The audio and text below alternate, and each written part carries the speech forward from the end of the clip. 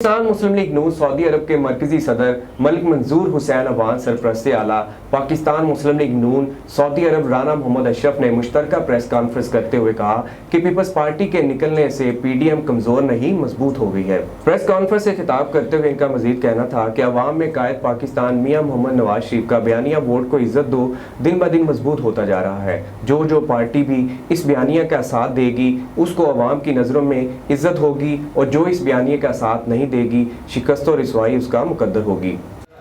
हमने ये कोशिश की है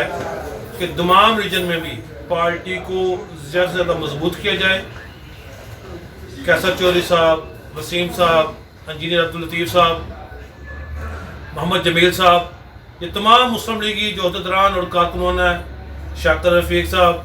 कि अल्लाह के फजल करम से तमाम बहुत जल्द मुस्लिम लीग नून का सबसे मजबूत रीजन होगा सऊदी अरब में इंशाअल्लाह।